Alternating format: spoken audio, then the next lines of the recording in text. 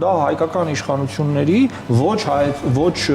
ողջամիտ, ոչ շատ մտածված պատկերացումն է եղել դա անելու։ Գործընկերս իր ենթադրությունը կազմում է էլի մի ենթադրության հիման վրա, որը նորից երրորդ դիրքում ենթադրության հիման վրա է կառուցված։ Կարող է հանկարծ ամերիկյան դրոնները հետախուզական մեր դեմ օգտագործվեն, հատկապես որ հեսա մեր սահմանին մոտ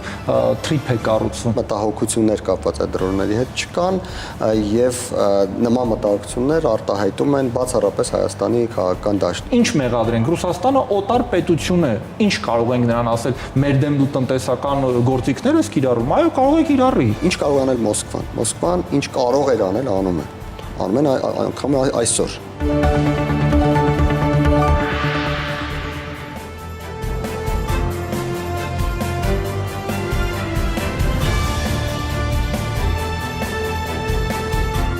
ԱՄՆ փոխնախագահ Վենսի այցը հայ-ամերիկյան հարաբերություններում նոր էջ բացեց։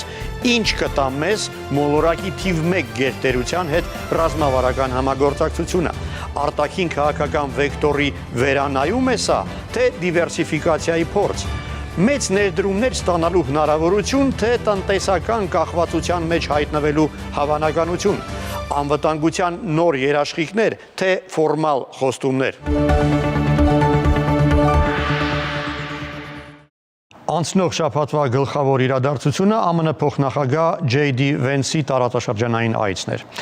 Այնք փորձենք ամփոփել տաղավար հրավիրված մեր հյուրերի հետ։ Այսօր կբանավիճեն Լուսավոր Հայաստան կուսակցության փոխնախագահ Դավիթ Խաժակյանն ու հայկական խորհրդի փորձագետ Ռոբերտ Ղևոնդյանը։ Շնորհակալ եմ, որ այստեղ եք։ Առաջին հարցից խնդրում եմ կարճ պատասխանեք։ Արդյոք այդ այցի արդյունքները կարելի է գնահատել որպես հայկական դիվանագիտության մեծ ձեռքբերում։ Եթե այդպես գնահատենք, ուրեմն պետք է նույնը ասենք նաև ադրբեջանական դիվանագիտության ձեռքբերում, իսկ ընդհանուր առմամբ ես կասեի, որ դա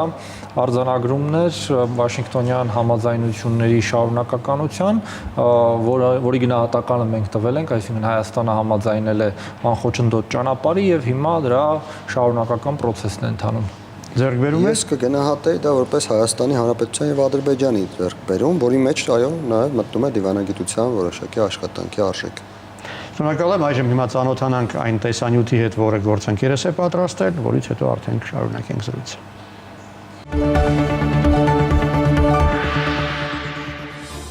Փոխնախագահ J.D. Վենսը Միացյալ Նահանգների երբևէ Հայաստան այցելած ամենաբարձրաստիճան պաշտոնյան է։ Մինչ այս 2022-ի սեպտեմբերին Երևան էր այցելել Կոնգրեսի ներկայացուցիչների պալատի խոսնակ Նենսի Փելոսին, իսկ նրանից տարիներ առաջ Հիլարի Քլինթոնը, երբ զբաղեցնում էր պետքարտուղարի պաշտոնը։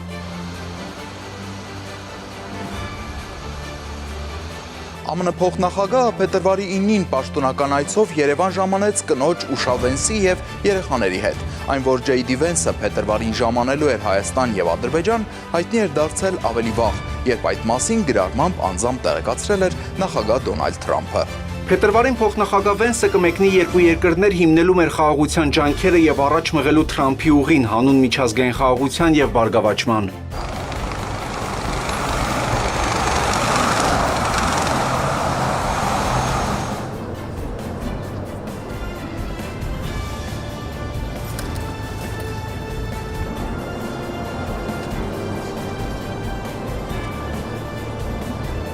Հայաստանի Հանրապետության վարչապետն ու Միացյալ Նահանգների փոխնախագահը նախ երկկողմ այնուհետև ընդլայնված կազմով հանդիպումներից հետո հայտարարեցին ձեռքբերված պայմանավորվածությունների մասին։ Փաշինյանի խոսքով Միացյալ Նահանգների փոխնախագահի պաշտոնական այցը Հայաստան ունի պատմական եւ խորհրդանշական նշանակություն։ Փոխնախագահ J.D. Վենսի այցն առանցքային նշանակություն ունեցող քայլ է խաղաղության ինստիտուցիոնալացման եւ Հայաստան Միացյալ Նահանգներ ռազմավարական գործընկերության ընդլայնման ճանապարհին։ Վարչապետի խոսքով 2025-ի փետրվարի 7-ին Սպիտակ տանը ունեցած իրենց առաջին հանդիպումը շատ կարևոր նշանակություն է ունեցել հետագա իրադարձությունների համար։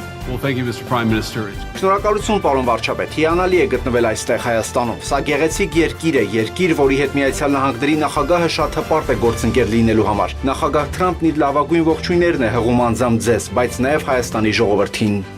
Հանդիպման ընթացքում քննարկվել են տարածաշրջանի ամբողջական ապաշրջափակման հեռանկարները։ Երկուսն էլ ընդգծել են Վաշինգտոնի խաղաղության գագաթնաժողովի ամենակարևոր ձեռքբերումներից մեկի՝ Թրամփի ուղի նախագծի հետևողական իրագործման կարևորությունը։ Վերահաստատել են, որ այս ծրագիրը բացի խաղաղության լրջագույն դիվիդենդներից ունենալու է նաև տարածաշրջանային եւ գլոբալ նշանակություն, զարգացնելով արևմուտքից արևելք անխոչնդոտ հաղորդակցությունը։ Թրիփը բացելու է առևտրի, տարանցման եւ էներգետիկ հոսքերի մի ամբողջ նոր աշխարհ այս տարածաշրջանում եւ այն աննախադեպ կապեր կստեղծի Հայաստանի եւ նրա հարևանների միջեւ։ Դա հիանալի է Հայաստանի ժողովրդի բարգավաճման համար, բայց նաեւ կարեւոր է երկարատև խաղաղության համար։ Քանի որ երբ դուք ստեղծում եք այս փոխկապակցված տնտեսությունները, էներգետիկ ոլորտները եւ այլն, դա նշանակում է, որ այս տարածաշրջանը կարող է ունենալ երկարատև խաղաղություն։ Այս համատեքստում վարչապետի խոսքով մեծ կարևորություն ունի նաև Հայաստան-Թուրքիա կարգավորման գործընթացում ընթացող երկխոսության իր տրամաբանական հանգրվանին հասնելը, այդ թվում Գյումրի-Կարս երկաթուղու բացումը։ Ասուլիսում նաև ընդգծվում է Հայաստանի եւ Միացյալ Նահանգների միջև կիսահաղորդիչների եւ արհեստական բանականության ոլորտներում կնքված հուշագրի շնորհիվ կյանքի կոչված Firebird ընկերության կողմից Հայաստանում արհեստական բանականության գործարան եւ տվյալների կենտրոն կառուցելու մեգանախագիծը։ Մինչ այս հաստատվել էր Nvidia ընկերության արտադրած գերեզոր չիպերի հերթական խմբականակի արտահանման թույլտվությունների տրամադրումը։ Սրանք չիպեր են, որոնք պարզապես գոյություն չունեն աշխարհի մեծ մասում։ Դրանք այժմ մշակվելու են տվյալների սկաներներում, որոնք օգտագործում են այդ չիպերը եւ իրականում արդեն մշակվում են վարչապետի առաջնորդության շնորհիվ, եւ մենք շատ ուրախ ենք համագործակցել դրա շուրջ։ Սա շատ կարեւոր է ամերիկացի աշխատողների համար եւ կարծում եմ կարեւոր է նաեւ Հայաստանի ժողովրդի համար։ Իսկ 1-2-3 կոչվող համաձայնագիրը, որը ստորագրվեց այս այցի ընթացքում, Նիկոլ Փաշինյանի գնահատմամբ նոր էջ կբացի Հայաստանի եւ Միացյալ Նահանգների միջև խորացող էներգետիկ գործընկերության ասպարեզում, կնպաստի Հայաստանի էներգետիկ ռեսուրսների բազմազանեցմանը, անվտանգ ու նորարարական տեխնոլոգիաների ներգրավմամբ։ Երբ այն ամբողջությամբ հաստատվի, դա կհարթի ճանապարհն ամերիկյան եւ հայկական ընկերությունների համար կնքելու քաղաքացիական միջուկային նախագծերի վերաբերյալ համաձայնագրեր։ Դա նշանակում է մինչև $5 միլիարդ սկզբնական ամերիկյան արտահանում, գումարած լրացուցիչ $4 միլիարդ երկարաժամկետ աջակցություն վառելիքի եւ սպասարկման պայմանագրերի միջոցով։ Հայաստանը Միացյալ Նահանգներից ձեռք կբերի VBAT տեսակի անօդաչու թռչող սարքեր, որոնց արդյունավետությունն ապացուցվել է կիրառման հարուստ փորձով։ Առաջին անգամ մենք հայտարարում ենք ռազմական տեխնոլոգիաների խոշոր վաճառքի մասին $11 միլիոն արժողությամբ հետախուզական եւ անօդաչու թռչող սարքերի տեխնոլոգիաները հայերին եւ մեր լավ ընկեր պարոն վարչապետին։ Նա դա օգտագործելու է իր երկիրը պաշտպանելու եւ մեր կողմից ստեղծվող խաղաղության տևականությունն ապահովելու համար։ Նախագահական նստավայրում Միացյալ Նահանգների փոխնախագահն ու Հայաստանի վարչապետը ծանոթացան նաև համատեղ նախագծերի ընթացքին։ JD Vance-ը հանդիպում ունեցավ նաև Հայաստանի նախագահ Վահագն Խաչատուրյանի հետ, իսկ Հայաստան կատարած այցի վերջին օրը Միացյալ Նահանգների փոխնախագահը տիկնոջ հետ այցելեց նաև Հայոց ցեղասպանության հուշահամալիր, անմար կրակի մոտ խոնարելով ծաղիկներ։ Հայոց ցեղասպանության թանգարանի պատվավոր հյուրերի հուշամատյանում JD Vance-ը կատարել է գրառում նշելով. Կորցրած կյանքերի հանդեպ խորին հարգանքի հիշատակով մենք պատվում ենք հայ ժողովրդի տոկունությունն ու անսասան ոգին։ Թող Ամերիկան եւ Հայաստանը միասին ձգտեն խաղաղության եւ փոխըմբռնման ապագայի։ Հայաստանից հեռանալիս Վենսը օդանավակայանում լրագրողների հետ զրույցում հայտարարեց, որ Բաքվում կբարձրացնի հայ գերիների հարցը։ Այո, դա անպայման կբարձրացվի։ Մենք շատ լավ հարաբերություններ ունենք եւ Հայաստանի վարչապետի եւ Ադրբեջանի նախագահի հետ։ Երեք լսեցի վարչապետի ասածը, որ նա լավատեսորեն է տրամադրված խաղաղության համաձայնագրի նկատմամբ, հաշվի առնելով թե որտեղ ենք մենք։ Մի քանի ամիս առաջվա հետ համեմատած։ Այսպիսով մենք անպայման մի շարք թեմաներ կբարձրացնենք։ Կարծում եմ մենք շարունակելու ենք շատ հաջողությամբ աշխատել հայերի եւ ադրբեջանցիների հետ։ JD Vance-ը Հայաստան կատարած երկօրյա պաշտոնական այցից անմիջապես հետո երկօրյա պաշտոնական այցով եղավ նաև Ադրբեջանում։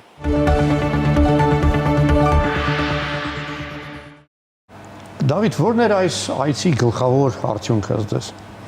Ստորագրվեց մի փաստաթուղթ, որը հնարավորություն է տալիս Հայաստանին համագործակցելու ԱՄՆ-ի հետ խաղաղ միջուկային ծրագրերի շրջանակներում, որը կարծում եմ ընդհանուր առմամբ վատ չէ, եւ դրական կողմը այն է, որ կարծես որոշակի նախնական պայմանավորվածություններ կան, որ IT ընկերությունները, ինչպես եղել են Հայաստանում վերջին 2 տասնամյակներին, ավելի մեծ թափով կարող են ներգրավվել եւ կարծես որոշակի տեխնոլոգիաներ, որոնց համանախապակում է ունեցել Հայաստանը, դեռ կտեսնենք որքանով, բայց հնարավորություն է տրվում, որ այդ տեխնոլոգիաները ավելի լայն կիրառվեն, այլ բոլորովին այլ հարց է, թե որքան որքանով ենք մենք ցանկանում օրինակ ունենալ մոդուլային ատոմակայան, որքանով է դա նպաստաբեր Հայաստանի համար, ինչը ես այդ կարծիքին չեմ, բայց ընդհանուր առմամբ ԱՄՆ տեխնոլոգիաներին հասանելիություն ստանալը իհարկե շատ դրական է։ Դե ձեր խոսքի երանգում նկատում եմ նաև ինչ որ մտավախություն, ինչ որ խնդրահարույցի, ինչ որ տոն, հա։ Ես ի սկզբանե այն կարծիքին եմ եղել, որ Հայաստանում պետք է նոր ատոմակայան կառուցվի եւ ոչ մոդուլային։ ԱՄՆ մոդուլային ատոմակայանը աշխարհի ամենաթանկ մոդուլային ատոմակայանն է։ 3 պետություն ունի ընդհանրապես այդ մոդուլային տեխնոլոգիան, դա Ռուսաստանն է, Չինաստանը եւ ԱՄՆ-ն։ ԱՄՆ-ի առաջին մոդուլային ատոմակայանը գետնի վրա նախատեսվում է ստեղծել 2030 թվականին, այն դեռևս մոդել է, փորձարկման փուլում է եւ այն իրենից ներկայացնում է 300 մեգավատ հզորություն, որը մեր պահանջներին եւ չի բավարարելու եւ հնարավորություն չի տալու Հայաստանին արտահանում իրականացնել։ Եվ կրկնում եմ, այն կրկնակի թանկ է, քան չինական համարժեքը, որը գետնի վրա արդեն իսկ կառուցված է, եւ այն իր արժեքով համահավասար է, եթե մենք ընտրենք տրադիցիոն ատոմակայան 1100-1200 մեգավատ հզորությամբ, որը հիշեցնեմ, որ մեծամորի ատոմակայանը 400 եւ փոքրինչ ավել մեգավատ հզորություն է տալիս, ինչը նշանակում է, որ եթե մենք նորը կառուցեինք տրադիցիոն տեխնոլոգիայով, մենք ունենայինք 4 անգամ ավել հզորություն եղածից այն ինչ ունենք եւ կկարողանայինք Իրանին եւ Վրաստանին շարունակել հոսանք արտահանել։ Իսկ եթե վերցնում ենք Hitachi 300 մեգավատանոց մոդուլային ատոմակայանը, այդ ժամանակ մենք հազիվ կարողանանք մեր ռեսուրսները բավարարել եւ այլևս չենք կարողանա արտահանել ոչ Վրաստան, ոչ Իրան։ Հասկանալի է, Ռոբերտ, այդ 1-2-3 կոչվող համաձայնագիրը ինչպես է գնահատում եւ ինչ է տալու համես Հայաստանի։ Ես մի փոքր ավելի լայն համատեքստում կդիտարկեմ ընդհանրապես Վենսի այցի արդյունքները եւ մասնավորապես 1-2-3 համաձայնագիրը, սա ոչ միայն կոնկրետ ուղղություններով հնարավորություն է, սա դուռ է, որը բացվում է Հայաստանի Հանրապետության համար, ոչ միայն Միացյալ Նահանգների հետ, ընդհանրապես շատերի հետ համագործակցությունը զարգացնելու ուղղությամբ, թե միջուկային էներգիայի ոլորտում, թե IT ոլորտում, թե ռազմական համագործակցության ոլորտում մենք գիտենք, որ մասնավորապես ռազմական համագործակցության ոլորտում կա որոշակի տրամաբանություն, երբ մի փոքր ավելի համեստ դիրք զբաղեցնող արտահանողները կամ արտադրողները ռազմական տեխնիկայի նայում են, թե իրենց ավելի ավագ գործընկերները, ավագ նկատի ունեմ գումարի ծավալով, նկատի ունեմ արտադրության ծավալով եւ այլն, աշխատում են արդյոք ինչ-որ մեկի հետ, հետո են որոշում իրենք էլ աշխատեն, թե չաշխատեն։ Նման իրավիճակ մենք ունեցել ենք Ֆրանսիայի դեպքում, որը մեզ Սեզար համակարգերը վաճառեց պայմանագրով, դեռևս գործընթացը ընթացքի մեջ է եւ դրանից հետո Հայաստանի համար որոշակի դռներ են բացվել։ Այսօր այդ դռները բացվում են նաեւ Միացյալ Նահանգների դեպքում, ես շեշտեցի հենց ռազմական, որովհետեւ դա կարեւոր է, բայց բացվում են նաեւ այլ ուղղություններով։ Ինչ վերաբերում է ատոմականներին, ես նշեմ, որ հենց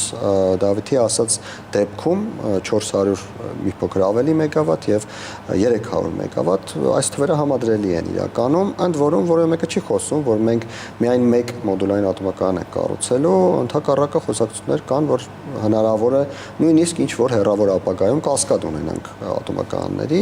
որը հնարավորություն կտա ընդհանրապես տարածաշրջանում էներգիայով, էլեկտրաէներգիայով ապահովել շատ շատերի։ Դավիթ ասում որ այն ավելի թանկ է նա։ 18 միլիարդ դոլարի, այսինքն վարկ պետք է վերցնենք, որ երկու ատոմակայան։ Ես ճիշտ ասած չգիտեմ, թե ինչքան ենք վարկ վերցնելու կամ որ մասներ լինելու վարկ, որ մասներ լինելու դրամաշնոր, դրանով զբաղվի իշխանությունը, եւ թող իշխանությունը տեսեք 9 միլիարդի դեպքում չկա, բայց 18 միլիարդը, որը ասում է Դավիթը, գուցե այդ 18 միլիարդի մեջ լինի դրամաշնոր։ Ես չգիտեմ, դրանով թող զբաղվի իշխանությունը, թող իշխանությունը գտնի այդ գումարները, թող իշխանությունը կառուցի այդ ատոմականները։ Խնդիրը հետեւյալն է. այս պահին Հայաստանի Հանրապետությունը ունի իր էներգետիկ դաշտը դիվերսիֆիկացնելու կարիք։ Շատ մեծ անհրաժեշտություն կա դիվերսիֆիկացնել ընդհանրապես ամեն ինչ, բայց էներգետիկ դաշտը առաջին հերթին։ Եվ այն, որ Հայաստանի Հանրապետությունում այս պահին կա Ռուսաստանի կողմից թեկուզ 50%-ով կառավարվող մեծամորի ատոմակայան եւ այդ ատոմակայանը նախնական տվյալներով պիտի փակվի 2036 թվականին, իսկ ես կարելի ասել համարյա համոզված եմ, որ եւս 10 տարի երկարացվելու է եւ մինչեւ 2046 թվականը աշխատելու է մեծամորի ատոմակայանը, ինչը նշանակում է, որ 20 տարի դեռևս Ռուսաստանը այստեղ ատոմային էներգիայի միջոցով էլեկտրաէներգիա արտադրելու մեզ անհրաժեշտ է ունենալ մեկ այլ կենտրոնի կողմից Հայաստանի Հանրապետությունում արտադրվող համարժեք որևէ տեխնոլոգիա, առավել եւս հաշվի առնելով, որ Միացյալ Նահանգները այսօր տիրապետում է, դա դուք էլ նշեցիք, տիրապետում է ամենաառաջատար տեխնոլոգիաների երկիր մոլորակի վրա։ Եվ դե մոդուլային ատոմակայանի մասով ես ասացի, որ Չինաստանը ունի գետնի վրա, Միացյալ Նահանգները ոչ, բայց դիվերսիֆիկացիա բառը շատ գեղեցիկ է, եթե այն իրական հենք ունի։ ԱՄՆ-ն այսօր իր հիմնական միջուկային վառելիքի պահանջը սպառում է Ղազախստանից եւ Ռուսաստանից, որտեղ է դիվերսիֆիկացիա։ Մի փոքր էլ Նորվեգիայից, մի փոքր էլ Կանադայից, բայց շատ փոքր, հիմնական առյուծի բաժինը Ռուսաստանինն ու Ղազախստանինն է։ Հիմա, այսինքն մենք փորձում ենք այսպես բռնել մեր ականջը, եթե միջուկային վառելիքը պետք է ԱՄՆ-ն գնի Ռուսաստանից, հետո վերավաճառի Հայաստանի։ Ես ճիշտ ասացում եմ տեղեկությունն է, որ ԱՄՆ-ն գնում է Ռուսաստանից, ավելին ասեմ, Ուկրաինայում Զապորոժիայի ատոմակայանը մինչև հայտնի իրադարձությունները վերափոխումների էր ենթարկվել եւ ուկրաինացիները փորձել էին աշխատացնել եւ ստացվել էր հաջողվել էր ԱՄՆ-ից գնաց միջուկային վառելիքը, որը ԱՄՆ-ն գնում է Ռուսաստանից Ղազախստանից։ Այդ 9 միլիարդ դոլարը, որի մասին խոսք է գնում, մենք բնական է վերադարձնելու ենք, եթե ոչ այսօր, վաղը, ասես կամած ընթացքում։ Բայց օրինակ Սաակաշվիլիի օրոք Միացյալ Նահանգները Վրաստանին փողը պարզապես տալիս էին։ Նախ թույլ տվեք ասել, որ այդ 9 միլիարդը այսպես կոնսպիրացիայի թեմա դարձավ, թե ինչի մասին է խոսքը։ Դրանք հայտարարված Hitachi-ի թվերն են, 5 միլիարդը դա ռեակտորի արժեքն է կառուցման, 4 միլիարդը ապագա տարիների սպասարկում եւ միջուկային վառելիք։ Սրանք հայկատուն է վճարելու դրա համար, չէ՞։ Բնականաբար որևէ այլ մեկը չի կարող։ Ընդ որում, եթե դու ներմուծում ես թանկ տեխնոլոգիա, բնականաբար քո հոսանքի արժեքը ըստ այդմ պետք է բարձրանա, ոչ միայն դու պետք է սպասարկես այդ վարկը որպես պետություն, այլև նաև վճարես դրա դիմաց թանկ հոսանքով, որպեսզի որոշակի գնողունակություն ապահովես։ Իմ պնդումը նրանում է, որ եթե մենք կարող էինք 2 միլիարդով ձեռք բերել չինական ռեակտորը, եթե խոսում ենք մոդուլայինի մասին, որը գետնի վրա արդեն 2 մոդուլային ռեակտոր Չինաստանը ունի կառուցված, լիցենզավորված, նորմալ գործող։ Այնա այդպես կարող ենք անել, որն էր դրա նպատակահարմարությունը, որը մեզ կրկնում եմ դարձնում է մենք մեր հոսանքով հասկանում ենք որը քաղաքական որոշում է կայացվել, դա եք ուզում ասել։ Քաղաքական որոշում է կայացվել անպայման ամերիկացիներից։ Այո, բայց իմ համար ցավը որն է, որ մենք կարող ենք բանակցել ԱՄՆ-ի հետ, օրինակ տրադիցիոն ատոմակայանի ձեռքբերման կամ այլ ոլորտներում, բայց ոչ միջուկային ոլորտում, որտեղ ԱՄՆ-ից լավագույն առաջարկը չէ, որ կարող ենք ստանալ։ Ընդ որում ես այս հարցում ոչ թե կարծում եմ, որ մեզ, ինչպես շատերը ասում են, պարտադրվել է նման լուծում, այլ ես կարծում եմ, որ դա հայկական իշխանությունների ոչ ողջամիտ, ոչ շատ մտածված պատկերացումն է եղել դա անելու, որովհետև մեր լոգիստիկան էլ է ահավոր, այսինքն դրա սպասարկումը բավականին ծանր է։ Հասկանալի է։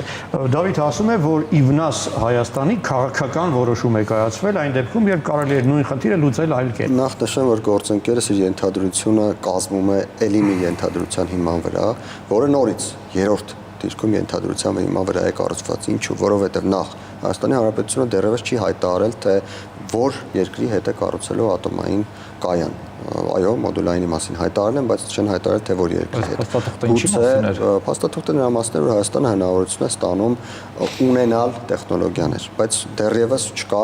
հայտարարված որոշում, թե ում հետ են կառուցում։ Դա կարող է մնալ սառույցի վրա գրված։ Նույնիսկ եթե չի մնա սառույցի վրա գրված, տեսեք։ Շատ հնարավոր է Հայաստանը կառուցի օրինակ Հարավային Կորեայի հետ, բայց որոշ հարցերում օգտագործի ամերիկյան տեխնոլոգիաներ կամ Հարավային Կորեան ամերիկյան։ Լուրջ չվերաբերում ենք, որ այդ փաստաթուղթը նրա մասին է, որ հենց ԱՄՆ-ից են։ Ես խոսում եմ փաստերի մասին։ Փաստերը հետևյալն են. Հայաստանի Հանրապետությունը դեռևս չի հայտարարել, որ մոդուլային ատոմակայան է կառուցում Միացյալ Նահանգները։ Ես հուսամ, որ կհայտարարի, որովհետև ես կողմնակից եմ ամերիկյան մոդուլային ատոմակայան կառուցելու, որովհետև ցանկացած երկրում ամերիկյան ցանկացած ենթակառուցվածք իր հետ բերում է անվտանգություն։ Երկրորդը, գործընկերս խոսում է գումարների մասին։ Նշեմ, որ Հայաստանի Հանրապետությունը այլևս մինչև 2018 թվականի վիճակում գտնվող աղքատ պետությունը չէ, որը սրանից գումարներ էր խնդրում, սրանից ասելով ես նկատի ունեմ նաև Հայաստանի Սփյուռքը, որ այնքան էին նախկին ղեկավարները գումարներ խնդրել, որ այդ մարդիկ չէին հասկանում, չէին հասկանում, որովհետև ոչ ոք չի գնում եւ չի տալիս, որովհետև ոչ ոք չի գնում նրանցից գումարներ չի խնդրում։ Լավ, եկեք ես հիշեցնեմ, որ մենք քննարկում ենք JD Vance-ի IT արդյունքները նավակները։ Վերջացնեմ ներողություն։ Եվ սա նշանակում է, որ Հայաստանի Հանրապետությունը կարողանա, հավանաբար իշխանությունները հաշվել են եւ գիտեն, որ կարողանա սպասարկել եւ սպասարկման գումարները մուծել եւ դա գուցե ընդհակառակը Հայաստանի ժողովրդի վրա լրացուցիչ բեռ չլինի, մի բան էլ նվազեցում լինի, եթե Հայաստանի իշխանությունները այդպես հաշվել են, ես չգիտեմ։ Նորից սա ենթադրություն է եւ այս երկու ենթադրությունների հիման վրա կարծել, որ մենք գնացել ենք քաղաքական որոշում ենք կայացրել, որովհետեւ դա տնտեսապես ձեռնտու չէր, ես կարծում եմ ժամանակավոր Վենցի այցը տարածաշրջանային էր եւ եկեք փորձենք համեմատել Բաքվում ավելի մեծ ձեռքբերումներ եղան թե Երևանում եւ ով ավելի շահեց։ Դե նախ պետք է արձանագրենք, որ երկար ժամանակ Ադրբեջանի վրա կար որոշակի սահմանափակում ամերիկյան զենք ձեռք բերելու եւ այդ սահմանափակումը հանվել է եւ Բաքուն կարող է Երևանից, Հայաստանից բազմապատիկ ավել մեծ գնումներ կատարել ու պարզային պատճառով, որ իրենց ռազմական բյուջեն անհամեմատելիորեն մեծ է։ Բայց եկեք ուշադրություն դարձնենք, հա, Միացյալ Նահանգները Ադրբեջանին վաճառում են նավակներ, որոնք մեզ համար որևէ վտանգ չեն ներկայացնում։ Իսկ մեզ վաճառում է անօթաչու սարքեր, որոնք մենք հավանաբար կօգտագործենք նաև Ադրբեջանի դեմ հետախուզության համար։ Ես կարծում եմ դա ընտրության հարց է, Հայաստանը նախընտրել է այդ դրոնները, ստացել է այդ դրոնները թվով 10 եւ փոքրինչ ավել, Ադրբեջանը նախընտրել է այլ սպառազինություն, ստացել է այն, եթե նախընտրի դրոններ, ես չեմ կարծում, թե այս հարցում որևէ խնդիր կա, բայց հարցը նրանում է, որ այդ բանաձևը, որը հանվեց սանկցիաները Ադրբեջանի վրա, Ադրբեջանից հանվեցին, ըստ էության հիմա ստեղծվում է մի վիճակ, որ ժամանակին մենք քննադատում էինք, որ Ռուսաստանը երկու պետություններին զինում է եւ դա այսպես մրցակցություն է առաջացնում զենքի իմաստով, վատ իմաստով, հիմա ինչ փաստորեն ստացվում է նույնը ԱՄՆ-ն է անում։ Այսինքն ավելի լավ կլիներ, որ դռները փակ լինեին եւ Բաքվի եւ Երևանի համար։ Առնվազն Բաքվի համար իմ կարծիքով ճիշտ կլիներ, որովհետև Բաքուն է, որ 2023 թվականին Լեռնային Ղարաբաղում իրականացրեց էթնիկ զտում, Բաքուն է, որ ներխուժեց Հայաստանի սուվերեն տարածք, որը ԱՄՆ-ի կողմից պաշտոնապես հայտարարվեց,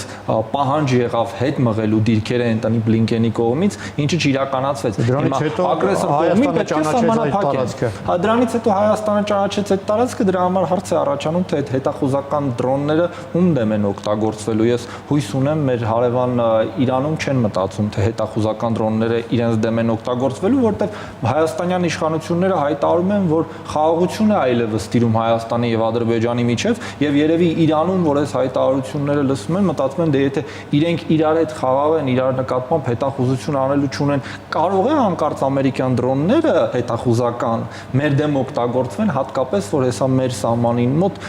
թրիփ է կառուցվում։ Ես հույս ունեմ, որ հայաստանյան իշխանությունները այս առումով հետևողական կլինեն փարատելու Իրանի իշխանությունների մտահոգությունները։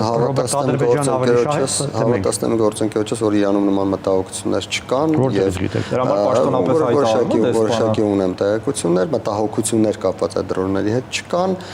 եւ նման մտահոգություններ արտահայտում են բացառապես Հայաստանի քաղաքական դաշտում ռուսական կողմնորոշում ունեցող որոշ քաղաքական ուժեր։ Պաշտոնապես դրոնների մասին դեսպանը ոչինչ չի ասել։ Դրոնների մասին չեմ ասում, թրիփի մասին եմ ասում։ Ես դրոնների մասին եմ ասում, կոնկրետ դրոնների հետ կապված, ձեր խոսքը դրոնների վերաբերում, ես նշեմ, որ դրոնների հետ կապված մտահոգություն չկա,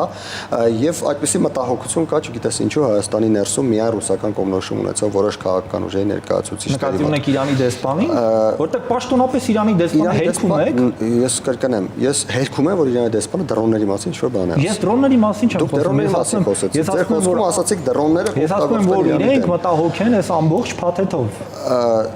Այս հերքեք անցնենք Ես հուսով եմ դուք Իրանի դեսպանի մեկնաբանը չեք։ Իրանի դեսպանը նկատի ունեցել, որ նա մտահոգ է կապված գործընթացի հետ, բայց դրոնների մասին նա ոչինչ չի ասել։ Եվ որևէ մեկը Իրանից որևէ բան չի ասել։ Ինչ վերաբերում է Ադրբեջանի ստանալու ինչ-որ բաներին եւ Հայաստանի ստանալու։ Ես նշեմ, որ եւ վերջին 2 օրը եւ դրանից առաջ մոտավորապես 20 օրվա ընթացքում այն պահից, երբ հայտարարությունը հրապարակվեց Վաշինգտոնում Հայաստանի արտաքին գործերի նախարարի եւ Միացյալ Նահանգների պետքարտուղարի, ես անընդհատ տեսնում եմ ադրբեջանցի փորձագետների դժգոհություններ։ Նրանք անընդհատ ասում են, որ Հայաստանը ստացել է ավելին, մենք ստանում ենք ինչ որ մոտորանավակներ, ինչ որ զրահաբաճկոններ, որոնք վերջնական պրոդուկտ են եւ դրանք կսպառվեն, կգնան, իրենց խոսքերն եմ ես մեջբերում ադրբեջանցի որոշ փորձագետներ ընկերությունների անուններն էլ կարող եմ տալ իմիջայլոց, հրապարակային բաց նրանք գրում են դրա մասին եւ այդ product-ը կմաշվի կգնա, կվերջանա, հետո մենք նորից պիտի գնանք Միացյալ Նահանգներից խնդրենք։ Իսկ Հայաստանը իրենց խոսքով ձեռք է բերում հեռանկարային տեխնոլոգիաներ, հեռանկարային հնարավորություններ կիսահաղորդիչների ոլորտում, որոշակի գուցե արտադրության, թեև արտադրության մասին այս բանի խոսք չկա, պայստավորման մասն է խոսքը, բայց իրենք արտադրության մասն են գրում եւ խոսում, այսպիսի հնարավորություններ է ձեռք բերում եւ ստացվում է, որ Հայաստանը անվտանգություն ստացավ, տնտեսություն ստացավ, ապագա ստացավ, իսկ մենք ստանում ենք վերջնական product, կարծես թե Միացյալ Նահանգների համար մենք ընդամենը փողի քսակ ենք, որը պետք է գումարը տա ինչ-որ բան գնի։ Ես իհարկե չեմ հենվում իհարկե ադրբեջանցի փորձագետների կարծիքի վրա, բայց բացառապես այս իրողությունը բավարար է ցույց տալու համար, որ այն մտահոգությունը, որը կարող ենք մենք ունենալ, կա նաև ադրբեջանական կողմում։ Եվ իմ կարծիքով, եթե գնահատենք երկու ձեռքբերումները, Հայաստանի Հանրապետության ձեռքբերումները ավելի մեծ կշիռ ունեն։ Ի վերջո, եկեք հստակ խոսենք, Վենսը ինչ է ասել Հայաստանում 9 միլիարդ դոլարի ներդրում չասենք ներդրում 9 միլիարդ դոլարի գործընթացներ, որոնք պետք է Հայաստանին տրվեն, 11 միլիոն դոլարի դրոններ, որոնք նա հայտարարեց, որ ռազմական համագործակցության սկիզբն են եւ ինչպես ասացի դուր են բացելու։ Եվ ինչ է ասել Ադրբեջանում փոխնախագահակին է, հուսով եմ իմ կնոջը չի սովորեցնի քաղաքական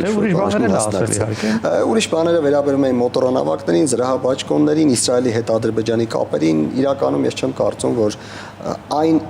այն օրակարգը, որը կար Երևանում եւ այն օրակարգը, որը կար Բաքվում, կարելի է դնել մի հարթության մեջ։ Չեմ էլ ցանկանում համեմատել, որովհետեւ Հայաստանի հետ բացարձակ այլ զարգացում է, Ադրբեջանի հետ այլ։ Հիմա առաջարկում եմ ծանոթանանք սովորական երևանցիների կարծիքին։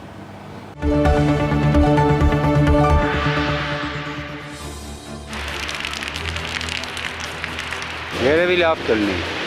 Դե լավ է, թողան մեր երկիրը տենան գնան, էլի։ Վատ է, լավ չի կարող է։ Համենայն դեպս սպասելիքները մեծ են։ Իհարկե, բավականին լուրջ բան է դա մեր համար եւ մեծ պատիվ բերող Հայաստանին եւ իր ելույթը լսեցիք դուք ինչ եք ասում, որ այո, բավականին շատ լավ։ Որպեսզի այդ հասկանանք, պետք է հասկանանք ամերիկանին շահեր ունի այստեղ, ու մեր շահերի հետ ինչքան է համընկնում։ Ռուսաստանից հզոր պետություն չկար։ Ինչ ստացանք Ռուսաստանից։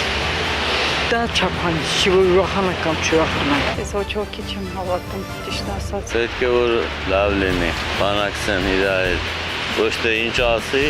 տենց էլ անի։ Դա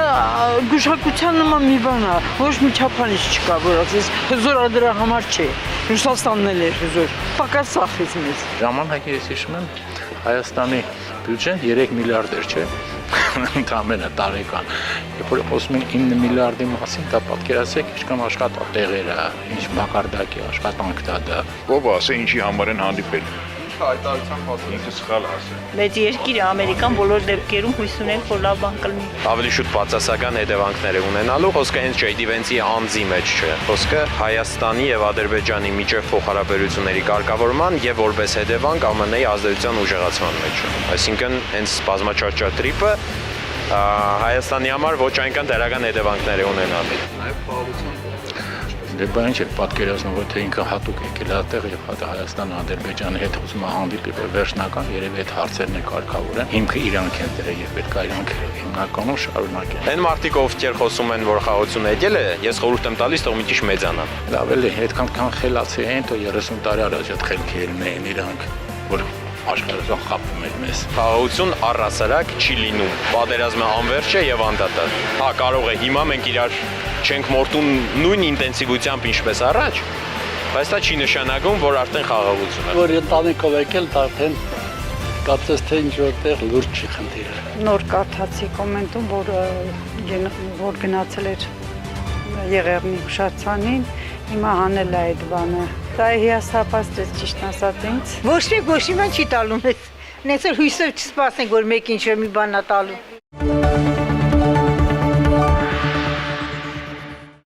Տեսեք, հիմա արդեն պարզ է, որ ամերիկյան այդ մոդուլային ռեակտոր ենք կառուցելու, ամերիկացիներից փող վերցնելով, ամերիկացիներից անօթաչու սարքեր ենք ձեռք բերելու,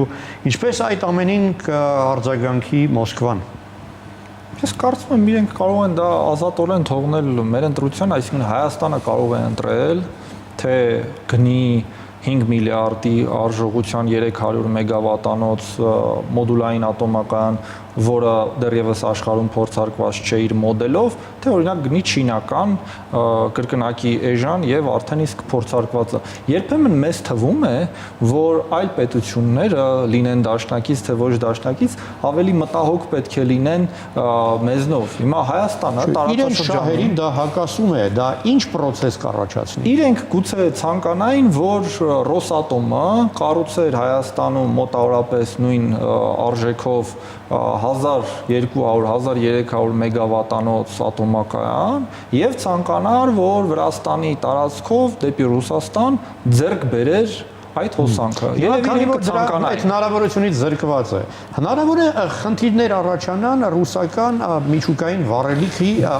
ստանալու հարցում։ Առաջին հերթին մենք ենք մեզ դրանից զրկվում, արդյոք, որովհետև 2000-ականներից Եվրոպայի հետ իրականացվում էր մի ստրատեգիական ծրագիր, որով Վրաստանը պետք է ինտեգրվեր Հայաստանի հետ էլեկտրական ցանցերով, որ կարողանային Վրաստանին հոսանք մատակարարել, եւ այն շարունակվեր դեպի Ռուսաստան։ Դա 2000, եթե չեմ սխալվում, 12 թվականի համաձայնություն էր։ Վերջին ժամանակում այս համաձայնությունը փոխվեց եւ ինտեգրացիոն ուղղությունը թեքվեց Վրաստանից ոչ թե շարունակություն դեպի Ռուսաստան, այլ դեպի Թուրքիա, որովհետեւ նույն Թուրքիան, լինելով ՆԱՏՕ-ի անդամ պետություն, ԵՄ տեխնատու անդամության, կառուցում է Ակույու ատոմակայանը ռուսների աջակցությամբ։ Դե համեմատելի չի հայաստանյան իշխանությունների փորձառությունն ու աշխարհաքաղաքական հոտառությունը շատ ավելի հզոր է, քան Էրդողանինը կամ թուրքական իշխանություններինը, դրա համար մենք ավելի լավ գիտենք, գնանք փուճուր մի հատ մոդուլային ատոմակայան առնենք Հայաստանի համար, բայց Թուրքիան 4 ռեակտոր Ռոսատոմի միջոցով է կառուցում։ Դե մենք ավելի լավ ենք հասկանում, թե ինչ է դիվերսիֆիկացիան։ Այս բոլոր առումներով ես կարծում եմ, որ հայաստանյան իշխանությունները ստրատեգիական սխալ որոշումներ են կառուցվել, եւ այո, եթե Ռոբերտն էլ ասաց, որ 10 տարով ուզում ենք 2036 թվականից սկսած երկարաձգվի մեծամորի ատոմակայանի գործունեությունը։ Իսկ ես չեմ բացառում, որ իրենք ասեն, մենք չենք համագործակցի այդ հարցում, ունենք պայմանագիր մինչև 2036 թվականը, եւ դրանով ամեն ինչ կսահմանափակվի, եւ մենք կանգնենք մի փաստի առաջ, որ ստիպված լինենք արդեն Թուրքիայի Ակույու ատոմակայանից ձեռք բերել հոսանք, որովհետեւ մերը 2036 թվականին պետք է սպառվի։ Սրանք իհարկե ռիսկեր են, ինչ մեղադրենք, Ռուսաստանը օտար պետություն է, ինչ կարող ենք նրան ասել, մեր դեմ դու տնտեսական գործիքներ ես կիրառում, այո, կարող է կիրառի, օտար պետություն է, ինչպես ԱՄՆ-ն է անում, ինչպես Ռուսաստանը, ինչպես Չինաստանն է անում, բոլորն էլ կարող են այդ գործիքները կիրառել, հավանենք մենք դա թե չհավանենք, իհարկե սա ռիսկեր է։ Նախ նշեմ, որ Թուրքիայի ատոմակայանը պարզ չէ, թե երբ պատրաստ կլինի եւ երբ կկարողանան նրանք արտահանել չենք կարող հստակ ասել եւ մյուս կողմից նույն տրամաբանության մեջ կարող է մինչեւ 2036-ն մեր մոդուլայինը կառուցվի, հենց Միացյալ Նահանգների կամ Չինաստանի հետ։ Դրա համար գոնե վաղը պետքա պայմանագիր կնքվի։ Ինչ գիտեք, որ մենք բավարարվելու ենք օրինակ մեկ մոդուլային ատոմակայանով ամերիկյան, գուցե մեկ ամերիկյանն ենք կառուցում, մի հատ էլ չինականն ենք կառուցում։ 30 միլիարդ միտեղ մենք դուք գիտեք։ Ի վերջո ոչ ես, ոչ դուք որոշումներ կայացնելու այդ օղակում չենք եւ երկուսս էլ տեղեկություն Բայց գիտենք, որ 9 միլիարդ անգամ 2 անում է 18 միլիարդ։ Եթե երկուսն էլ ամերիկյան լինի, բայց դուք նշում եք, որ չինականը էժան է։ Շատ լավ, դա անում ասենք 13 միլիարդ։ Գուցե չինացիներն էլ բերում դնում են եւ հետո իրենք են օգուտներ ստանում, գուցե տարբերակներ են, ես չգիտեմ։ Բայց ինչ կարող է անել Մոսկվան։ Մոսկվան ինչ կարող էր անել, անում է։ Անում են անգամ այսօր։ Այսօր միջուկային վառելիք մատակարարում է։ Հնարավոր է վաղը չմատակարարի։ Ես շատ քիչ հավանական եմ դա համարում, որովհետև Ռուսաստանի համար Հայաստանի Հանրապետությունը ընդհանրապես կորցնելը շատ ավելի վատ է, քան Հայաստանի Հանրապետությունում ատոմակայան չունենալը։ Իսկ Հայաստանին միջուկային վառելիք չմատակարարելը մոտավորապես նմանվում է նրան, ինչ նրանք փորձեցին անել, երբ Հայաստանը վավերացվեց Հռոմի ստատուտը։ Նրանք փորձեցին լարսը փակել 2 օր անց, երբ Հայաստանը արդեն ներքին խորհրդակներով ցույց տվեց, որ պատրաստվում է ԵԱՏՄ-ից դուրս գալու հայտ ներկայացնել, ու անմիջապես լարսը բացվեց։ Նույն տրամաբանությունը կաշխատի նաև մեծամորի ատոմակայանի դեպքում, նույն տրամաբանությունը կաշխատի նաև այլ ուղղություններով, այլ դեպքերում, եւ ես մի բան նշեմ, օրինակ Լավրովը շատ է սիրում ասել, որ եթե հանկարծ Հայաստանը հապկից դուրս գա, գոնե մի ժամանակ ասում էր, ապա ԵԱՏՄ-ում էլ չի կարող մնալ, սուտ է ասում Լավրովը։ Եթե Հայաստանը հապկից դուրս գա, նա ԵԱՏՄ-ում մնալու է, որովհետեւ Ռուսաստանին Հայաստանը ԵԱՏՄ-ում շատ ավելի է պետք, քան Ռուսաստանին Հայաստանը հապկում այսօր։ Շատ հետաքրքիր տնտեսությունների համեմատության մեջ դոմանելը։ Խոսքը բացարձակապես տնտեսություններին չի վերաբերում, եթե դուք փորձում եք համեմատական վերլուծության տրամաբանության մեջ ասել, ապա դա չի համընկնում ձեր նախորդ խոսքի հետ, երբ դուք ասում եք, թե ուրեմն Հայաստանի իշխանությունները ավելի քաղաքականապես հոտառություն են, Թուրքիայի իշխանությունները, բայց չէ՞ որ Հայաստանը բացարձակապես այլ ռեսուրսներ, այլ հնարավորություններ, այլ աշխարհակաղակական դիրք եւ սուբյեկտիվություն ունի, ստրատեգիական նշանակություն։ Թուրքիան կարող է իրեն թույլ տալ Միացյալ Նահանգների գործընկերներ եւ ՆԱՏՕ-ի անդամ, ինչպես դուք ասում եք, եւ կառուցել ռուսական ատոմական, Հայաստանի Հանրապետությունը չի կարող Միացյալ Նահանգների ռազմավարական գործընկեր լինել եւ հույս ունենալ, որ Միացյալ Նահանգները կփրկի Ադրբեջանի հնարավոր հարձակումից, որովհետեւ ռուսները այդպիսի բան չեն անի եւ չեն արել վերջին տարիներին, եւ միաժամանակ կառուցել ռուսական ատոմական։ Եթե համեմատության մեջ վերցնենք, ապա այսինքն մենք հիմա փրկություն ենք ակնկալում ԱՄՆ-ից Ադրբեջանի դեմ 2022 թվականի սեպտեմբերին բացարձակապես Միացյալ Նահանգների շնորհիվ պատերազմը կանգնել է Հայաստանի Հանրապետությունում։ Միացյալ Նահանգների ենթակառուցվածքը Սյունիքում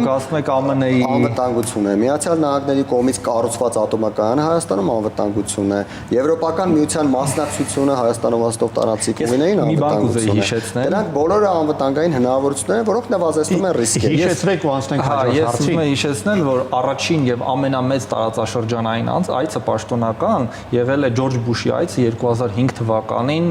Վրաստան Թբիլիսի։ Չեյնին եղել է Բաքվում։ Դրանից հետո ով? Չեյնին։ Նախագահի մասին եմ խոսում։ Նախագահական մակարդակի այց տարածաշրջանում միայն Վրաստան է եղել։ Պարզապես 2.5 տարի անց հարձակվեցին Վրաստանի վրա եւ պարզվեց, որ Թբիլիսիում եղած Մակդոնալդսը, որը ես շատ սիրում եմ, նրանց չպաշտպանեց։ Տեսեք, Փաշինյանը ասում է, որ եթե 99 տարվա ընթացքում Միացյալ Նահանգները շահ են ունենալու Հայաստանում, ուրեմն դա երաշխավորում է այն, որ առնվազն 99 տարի Հայաստանը գոյություն կունենա աշխարհի քաղաքական քարտեզում։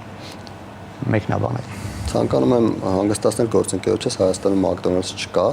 այնպես որ դժվար թե մեզ վրա հարձակվեն ռուսները, ինչ վերաբերում է 99 տարվան, ապա առնվազն 99 տարի Հայաստանում կոնֆլիկտի ռիսկերը որոշակի առումով նվազեցվում են, որովհետև Միացյալ Նահանգները ունի շահեր եւ պետք է գումարները հետ ստանա։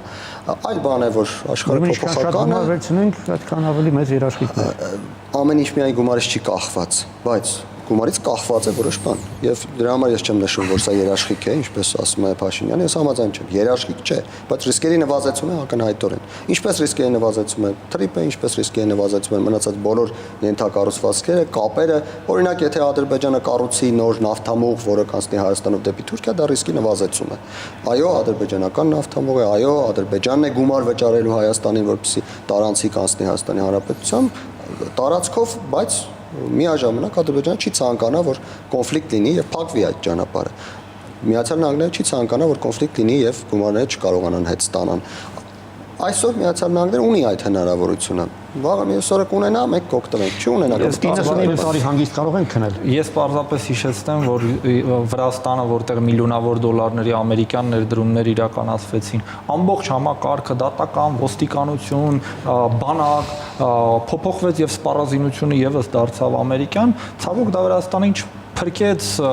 զրկվելու իր հողատարածքի մի մասից իդեմս Ռուսաստանի հարձակման,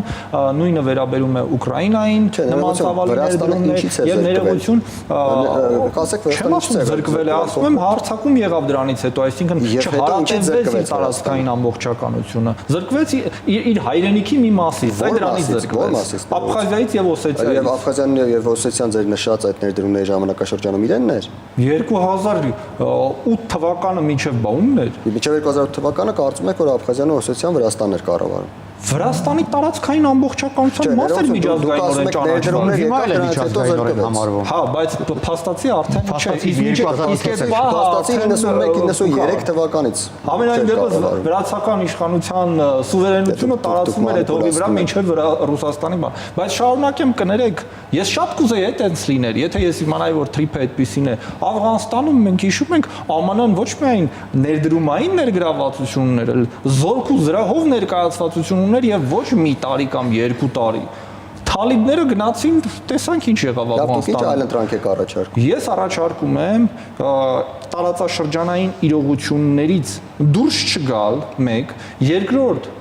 մարդկանց չասել, որ եթե մենք թրիփ անվան ներքո Ադրբեջանը Նախիջևանին միացնող ճանապարհ ենք տվել, ապա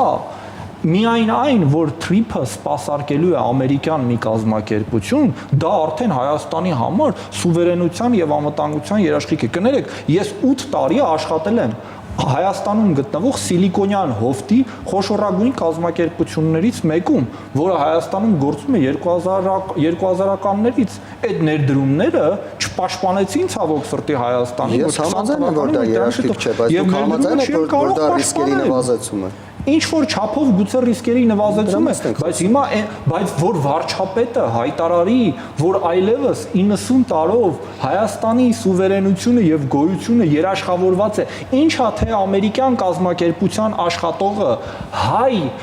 սահմանապահի փոխարեն պետք է վերցնի ադրբեջանցու պասպորտը, որ ամբողջ աշխարհում նման բան չկա։ Դրանով մենք ռիսկ ենք հարատևում։ Ամբողջ աշխարհում չկա նման բան, որ սուվերեն պետության սահմանապահը կանգնած լինի միտեղ եւ եկող քաղաքացու կամ ուղեբեռի փաստաթուղթը ինքը չվերցնի նման բան գոյություն չունի աշխարհում։ Եվ հիմա մենք դա տվել ենք այդ լիազորությունը, չլինի ԱՄՆ-ին, լինի Լյուքսեմբուրգին կամ Ռուսաստանին, եւ ասում ենք, որ դրանով մենք մեր ինքնիշխանությունը հարատևել ենք։ Այդ թեման բազմիցս քննարկել ենք, վերադառնանք մեր թեմային։ Տեսեք, մենք հույս ունեինք, որ Միացյալ Նահանգները հենց մեզ են ցանկանում տեսնել տարածաշրջանային տեղեկատվական տեխնոլոգիաների կենտրոն։ Մինչդեռ Վենսը Ալիևին էլ է խոստանում մեծ ներդրումներ այնտեղ IT ոլորտը զարգացնելու, այնտեղ ինչ-որ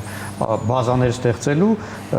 այդ իմաստով փաստորեն մրցակից ունենալու ենք շատ մոտիկ։ Ցանկացած երկու պետություն, որոնք իրար կողք են գտնվում եւ զբաղվում են նույն գործունեությամբ, իրենք մրցակից են եւ դա նորմալ է, մրցակցությունից հնարավոր չէ փախնել։ Դա վերաբերում է նաեւ անձնական մակարդակում, մրցակցությունը ընդհանրապես կյանքի առաջվա ուժն է եւ այո, Հայաստանի Հանրապետությունը պետք է աշխատի, որպեսզի հաղթի այդ մրցակցությունում։ Ոչ ոք չի ասել, որ ինչ որ մեկը գալու էր եւ Ադրբեջանին ասել էր, ձեզ ոչինչ չեմ տալիս, Հայաստանին եմ տալիս, Հայաստան զարգացի, Ադրբեջան մի զարգացի։ Ով ասաց, որ այդպես պետք է լիներ։ Մեզնից է կախված, եթե կաշխատենք ճիշտ, կաշխատենք համառ, կաշխատենք օրը 24 ժամ, հաջողության կհասնենք, կհաղթենք տարածաշրջանային մրցակցությունում։ Եթե Ադրբեջանը կաշխատի ավելի լավ, ընդ որում ինչպես արել մինչև 2020 թվականը, ապա նորից մենք կպարտվենք, իրենք կհաղթեն։ Ես ուզում եմ պատմական ակնարկ անել, որ Հայաստանում տրադիցիոն առումով IT-ն բավականին հզոր է, որովհետև հետագա շարունակականությունը, այդ թվում եւ ԱՄՆ ներդրումները իրականացվեցին Մերգելյան ինստիտուտի հիմքի վրա խորհրդային միության տարիներին կառուցված։ Նույնը վերաբերում է նրան, որ Ադրբեջանը եւ Վրաստանը չեն ունեցել ատոմակայան, դրա համար է Հայաստանը այդ քննարկումն ունենում։ Ուստի ուզում եմ ասել, այստեղ մի հատ տրադիցիոն ինչ-որ գիծ կա, որը մենք հիմա փորձում ենք կտրել, ուղղությունը շեղել, որը վատ չէր լինի դիվերսիֆիկացիայի առումով, եթե իսկապես տարածաշրջանային իրողությունները դրան համապատասխանեին։ Այնպես չլինի, որ Մոլդովայի օրն ընկնենք, որ հրաժարվենք դիկտատորական ռուսական գազից, ասենք 250 եվրո արժողության եւ սկսենք ձեռք բերել թանկարժեք ամերիկյան դեմոկրատական գազը 1000 եվրոյի։ Դրանով զբաղվեն, բայց ես համաձայն չեմ ձեզ հետ, որ մենք ինչ-որ բան կտրում ենք եւ փոխում ենք։ Մենք ընդհակառակը զարգացնում ենք եւ ավելացնում ենք, այդ թվում IT համակարգում։ Դուք Սիլիկոնային հովտում աշխատած ընկերության հետ եք աշխատում, հա, այդ IT ոլորտում տարածաշրջանային կենտրոն դառնալու մեր հավակնությունները կուժեղանան Վենսի այցից հետո։ Դա կարող է նպաստել երկկողմ օրակարգի մեջ, ես որևէ այսպես խնդիր չեմ տեսնում, միայն ուրախ եմ, ոչ միայն խնդիր չեմ տեսնում, եւ այո, ամերիկյան խոշոր կազմակերպությունները բավականին ուշադրությամբ հետևում են, թե Ամերիկայի արտաքին քաղաքականությունը որ երկրի հետ ինչ մակարդակի վրա է, որ իրենք կարողանան ներդրում իրականացնել։ Ես հիշում եմ իմ զրույցները տարբեր Սիլիկոնյան հովտի ղեկավարների հետ, ովքեր Հայաստանում ունեն մասնաճյուղ, բոլորն էլ ասում էին, որ եթե ԱՄՆ կառավարությունը սահմանի սանկցիա, մենք այդ երկրում մեկ օրից ավել չենք մնա, ինչը երևաց Ռուսաստանի օրինակով, եւ այս առումով մեր քաղաքականությունը չի կարող որևէ ուղղությամբ լինել հակաամերիկյան, առավել եւս որ IT տեխնոլոգիաների առումով ԱՄՆ-ն շարունակում է մնալ առաջատար եւ մեր IT ողնաշարը հենված է տարբեր ամերիկյան պրոյեկտների վրա։ Այս առումով, եթե մենք կարողանայինք իսկապես կապիտալիզացնել սա այս մասով, մեծ օգուտներ կունենային։ Ես դրա համար եմ ասում, որ կարևոր է թե ինչ ընտրություններ է ընտրել Հայաստանի իշխանությունը, որովհետև ԱՄՆ-ն կարող է եւ պատրաստական լինել ավելին տալ ըստ որոշ ուղղությունների։ Ցիցեռնակաբերդում տեղի ունեցածի վերաբերյալ, հա, այդ որ պաշտոնական կայքերից հանվեց տեղեկությունն այն մասին, որ Վենսը այցելել էր Ցիցեռնակաբերդ։ Ինչպես դա գնահատենք։ Չէ, ես համաձայն չեմ, որ տեղեկությունը հանվեց, ուղղակի Սերունակաբերդը փոխարինվեց ԱՄԱՐ կրակի մոտ ծաղիկ դնելով, ցեղասպանություն բառը հանվեց իրականում։ Ես կարծում եմ Վենսը որոշակի էմոցիոնալ ազդեցության տակ կամ անձամբ ինքը չի արել մեծ հավանականությամբ գրառում, իր աշխատակազմն է արել գրառում, բայց որոշակի էմոցիոնալ ազդեցություն եղել է, այդ գրառումը արվել է, հետագայում ճշտելով Ամերիկայի Միացյալ Նահանգների պաշտոնական քաղաքականությունը, ամերիկյան քաղաքականությունը։ Ես կարծում եմ այնքան չէին խորացել, այնպես չէ որ Ամերիկայում նստում զարթնում, քնում, զարթնում են մեր ցեղասպանության մասն են հիշում, ուղղակի եկել էր, գնացել էր այդտեղ, ներկայացնել թանգարան էր նա այցելել, թանգարանում որոշակի փաստեր էր տեսել եւ էմոցիոնալ ազդեցություն էր եղել, որից հետո աշխատակազմից գուցե որևէ մեկ այդ գրառումն արել, չգիտեմ եթե համաձայնեցել են թե չէ կիմանան, հետագայում քանի որ դա չի տեղավորվում Միացյալ Նահանգների պաշտոնական քաղաքականության մեջ, դա հանել են։ Բայց ես չեմ կարծում, որ դա էական քաղաքական նշանակություն կարող է ունենալ ոչ այս կողմից, ոչ էլ մյուս։ Բայց Ռոբերտ, այնպեսի տպավորություն ստեղծեցիք, կարծես Վենսը ինքը հենց այդ տեղեկատվությունը պատրաստել է այդ ազդեցությունների տակ, ինչը իհարկե ես համոզված եմ այդպես չի։ Ես կարծում եմ ավելի շատ նման է նրան, որ ԱՄՆ-ի տրադիցիոն քաղաքականությունը, մանավանդ նրանից հետո, երբ կոնգրեսը ըստ էության երկու կուսակցությունների կողմից ընդունեց ցեղասպանության ճանաչման մասին բանաձևը, պետք է շարունակվեր այս քաղաքական գիծը ցեղասպանության տերմինի գործադրմամբ։ Ես ավելի շատ ենթադրում եմ, որ Վենսի ադմինիստրացիայի հետ Ադրբեջանի կամ երևի հենց Թուրքիայի կողմից եղել է որոշակի կոմունիկացիա, որ գիտեք դա մեր հարաբերությունների վրա ազդող գործոն է եւ ամենայն հավանականությամբ դա նաեւ ճշգրտվել է հայաստանյան իշխանությունների հետ, որովհետեւ մենք հիշում ենք, որ նախորդող տարիներին Հայաստանի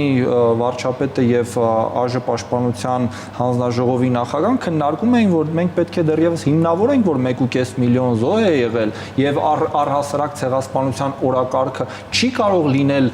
Թուրքիայի հետ հարաբերությունների կոնտեքստում անգամ պատմական։ Դրա համար իրենք էլ ասել են, դե եթե դուք դա այդպես չեք համարում, մեզնից ինչ եք հասկանալ է, քիչ ժամանակ է մնում,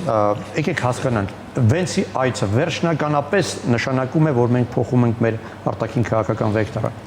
Ես կցանկանամ այնուամենայնիվ մի միտք է հնչել, դրան արձագանքել, առիթ չեղավ, բայց դա շատ կարևոր է։ Գործընկերս ասաց, թե Ադրբեջանի համար բացվում է այն, ինչ փակ էր մինչ այժմ ռազմական համագործակցության առումով։ Ես ցանկանում եմ հիշեցնել գործընկերոջս, որ 2001-2026 տարիների ընթացքում ընդամենը 2 տարի է եղել, որ 907 բանաձևը գործել է, 2001-ից սկսած ամեն տարի նախագահները 1 տարով կասեցրել են, այնպես որ 25 տարի մեջ 23 տարի բաց է եղել այդ դուռը, այնպես չէ որ նոր բացվեց այդ դուռը։ Եվ ամեն դեպքում այդ դուռը բաց է եղել։ Որոշ բաներ վաճառել են, օրինակ ուղղաթիռներ, որոնք օգտագործվում էին մեր դեմ Ղարաբաղյան պատերազմի ժամանակ, ամերիկյան, ես տեսել եմ ինքս եւ դրա մասին հրապարակումներ էլ կան։ Ինչ վերաբերում է Վենսի այցին, ես չեմ կարծում, որ Վենսը պիտի գար հասներ տարածաշրջան, որ Հայաստանի Հանրապետության կողմից վեկտորը փոխելու տրամաբանությունը հասկանալի լիներ։ Հայաստանի Հանրապետությունը վեկտորը սկսել է փոխել 2022 թվականի հոկտեմբերի 6-ին Ադրբեջանի տարածքային ամբողջականությունը ճանաչելու Փաշինյանի հայտարարությունից եւ դա եղել է կենսական անհրաժեշտություն, որովհետեւ հակառակ դեպքում Հայաստանի Հանրապետությունը գոնե այնքան ինքնիշխանություն, ինչքան այսօր ունի, չէր կարող ունենալ։ Ես առայժմ չեմ կարծում, թե վեկտորի փոփոխություն այսպես լրջագույն առումով կա, դեռևս Հայաստանի իշխանությունները անում են գործողություններ, որոնք կարող է Ռուսաստանում ընկալվեն հակառուսական, բայց ինձ համար առաջին հերթին այդտեղ բաղադրիչային է, որ մենք մեզ վնասող գործողություններ ենք անում, քան ավելի շատ կարելի է դա բնորոշել հակառուսական։ Վենսի այցը